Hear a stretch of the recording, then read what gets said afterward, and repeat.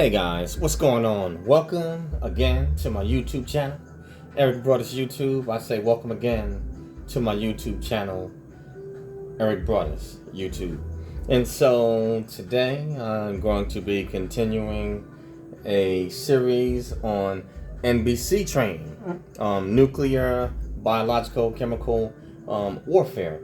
And so on this particular video, which I'll try to make it as brief as possible, I'll be covering what to do in case of a nuclear attack. Now, let's go into it, and I will leave. Let me see. Cite the source. I will leave this source in description, and the source that I'm citing from is an article ready.gov nuclear explosion. So that'll be left in the description just in case you guys want to take a look at it yourself, but I'm gonna try to keep it as short as possible, because it's some material to cover, but hopefully I can get through it. Alright guys, here we go. Alright, so for a nuclear explosion, obviously it can cause significant damage. Obviously it is the worst of all the other biological and chemical attacks that I have mentioned in other videos.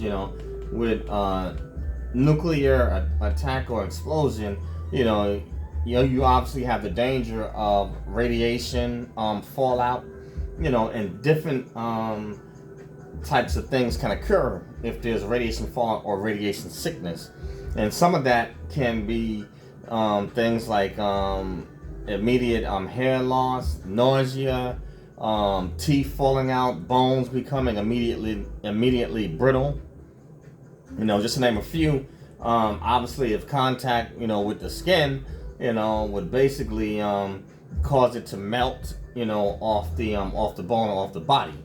But anyway, let me get on in to this article. Okay, now nuclear explosions, they can cause significant damage and casualties from the blast, heat, and radiation.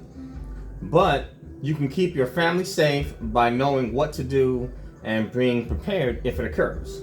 Okay? Obviously, a nuclear weapon is a device. It uses nuclear reaction to create the explosion. Okay? Nuclear devices, they range from small portable devices carried by an individual or by a weapon or a missile. Okay? And nuclear detonation or explosions, they can occur within minutes without a warning. And the most dangerous part of it is the fallout. Let's see. Fallout, it can obviously give the highest levels of radiation, which I briefly just covered some of the dangers that can happen with nuclear fallout, such as radiation sickness, like I said, hair loss, teeth falling out, skin melting off the bone. But not only just that, but in a zone where you have nuclear fallout, if it falls out on certain land or crops, you probably wouldn't be able to grow food there possibly for the next 15 or 20 years. So that's definitely a danger in such an attack. It can mess up farmland, and also it can also contaminate your water supply and systems, so it can do a lot of damage. And the reason why I'm bringing this up is because you've seen the threats in the news with Biden and Putin, going back and forth, and then North Korea firing missiles, in the Pacific over Japan, and it's going, they have little tiffs, going back and forth. And then a possible threat with the United States getting to it with China as well. So this is definitely not something to be taken lightly. And so I figured this is definitely a befitting part of NBC training to cover. All right. Now, let's see here what it says. Okay. Obviously, fallout is the most dangerous. In the first few hours after detonation, it gives off the highest levels of radiation, and it takes time for fallout to come back to ground level. Okay.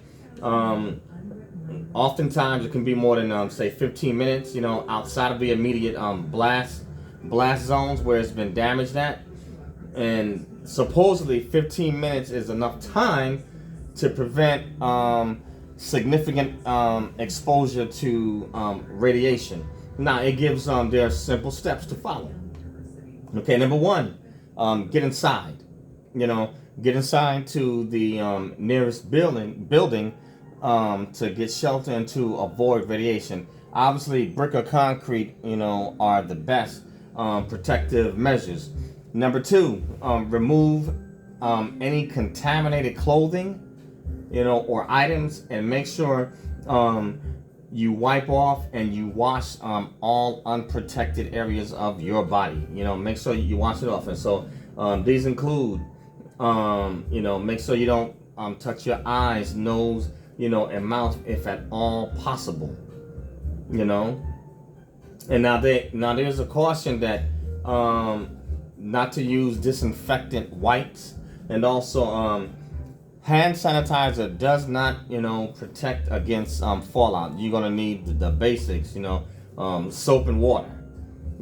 Third, go to the basement or the middle of the building, or I guess if you can say, if you're in an apartment like that, you have to modify or adjust depending on your situation and where you are during fallout. But these are the ideal situations to protect yourself. Okay, stay away from the outer walls and roof. Obviously, those are the areas that it's going to hit, first in the case of fallout. Okay, make sure you maintain a distance of at least 6 feet between yourself and people who are not part of your household, so that way you don't spread contamination. If possible, wear a mask. Okay, if you're sheltering with others that are not part of your household, please, make sure that you wear a mask, or ensure that they do, in order to protect, individuals that you're unfamiliar with and that you haven't been around. Okay, children under 2 years old, people who have trouble breathing, and those who are unable to remove masks on their own should not wear them. Okay, and I'm gonna say it again: children under 2 years of age, and people who have trouble breathing, asthmatics, bronchitis, etc., and those who are unable to remove masks on their own should not wear them.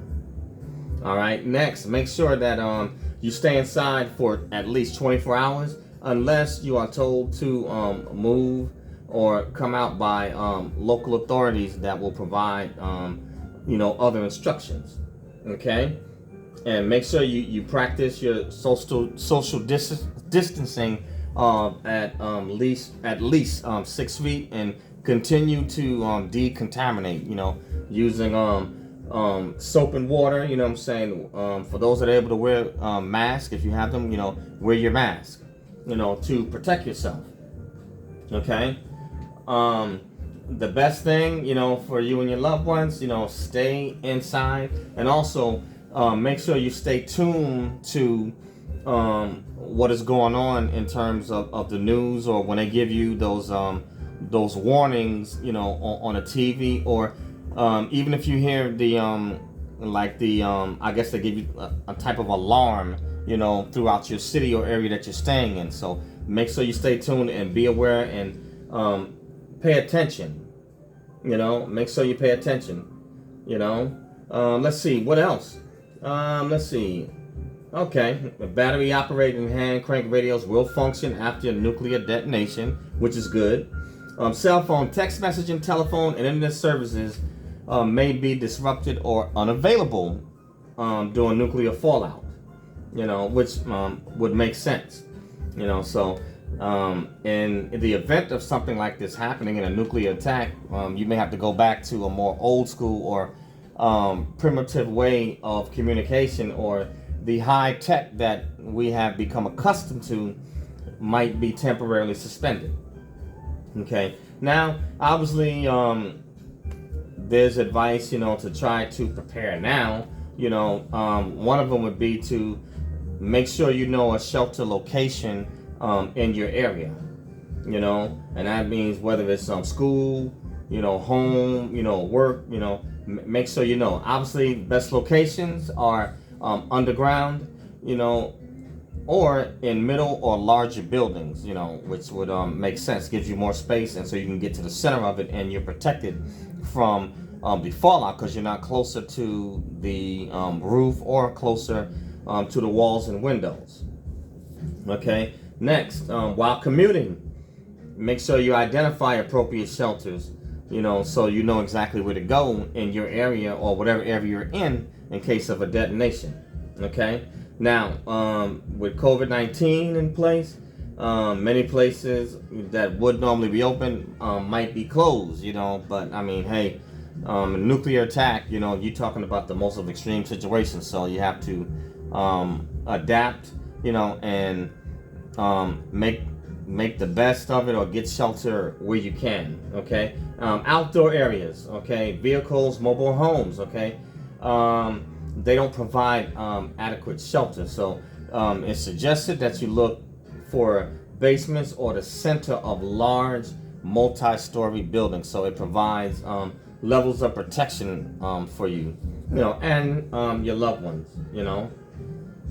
Make sure you have an emergency supply kit. The basics. And make sure you include in there bottled water, packaged goods or foods. Make sure you have emergency medicines. Hand crank battery powered radio is ideal.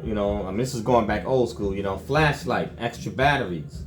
The basics that you would need for an emergency survival kit.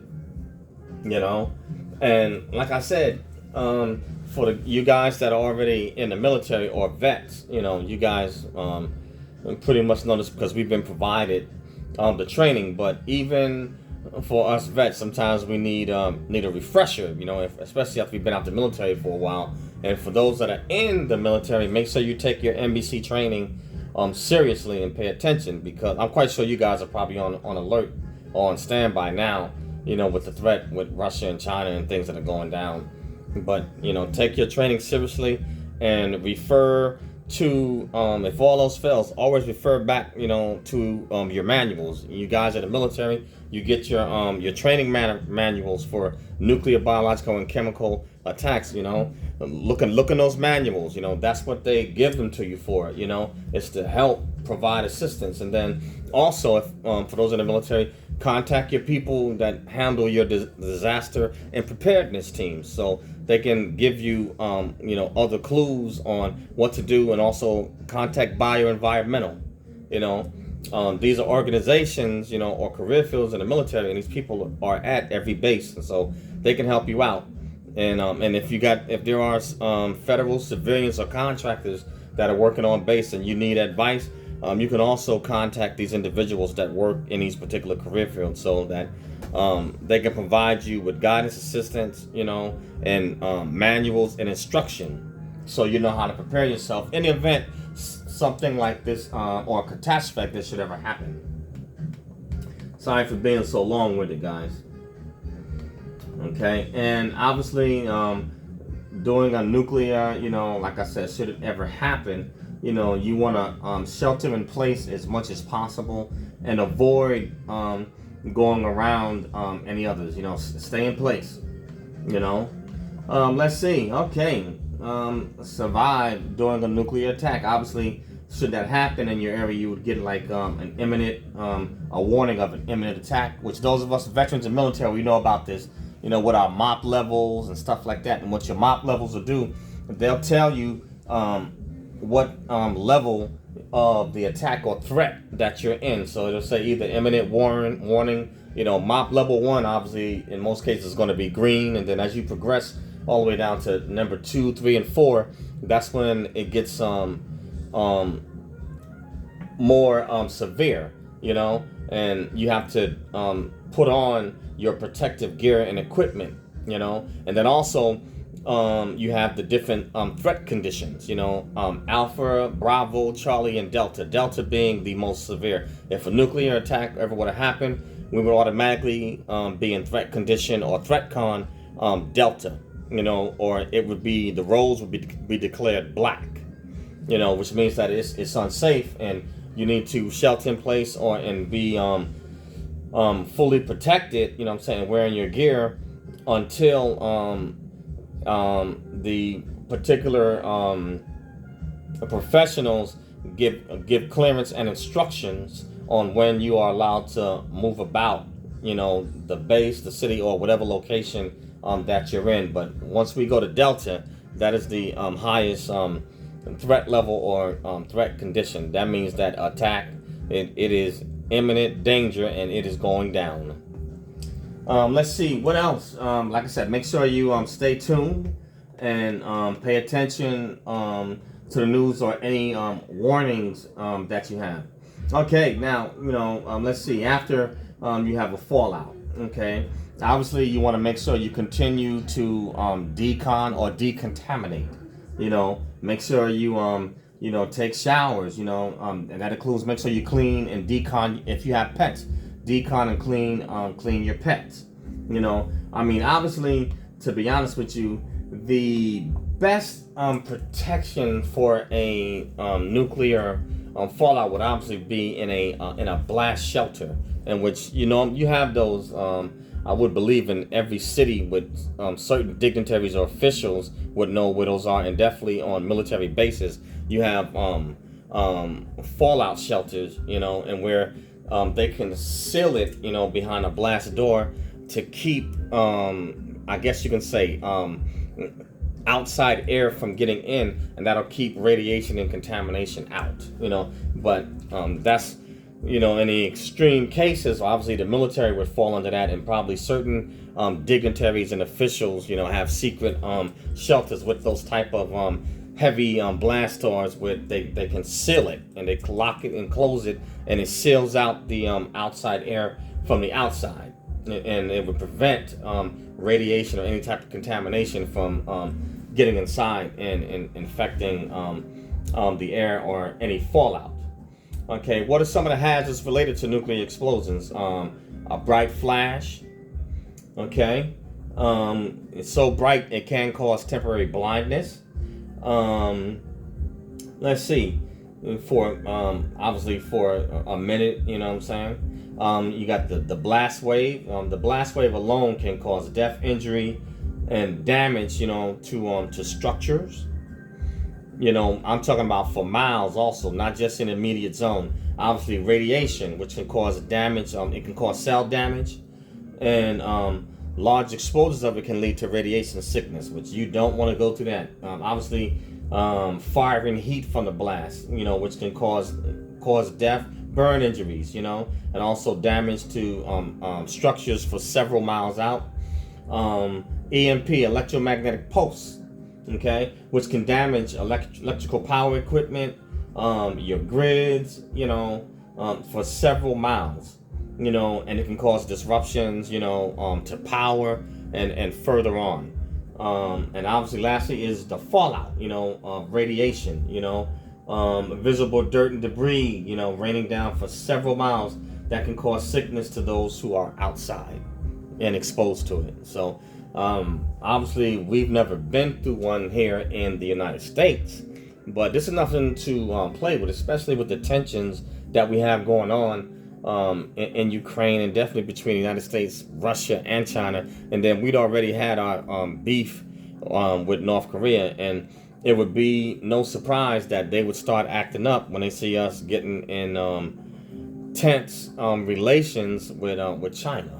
But hopefully nothing like that ever happens. But this is just something brief, and the article I will leave in the description so you can look at it and read it for yourself.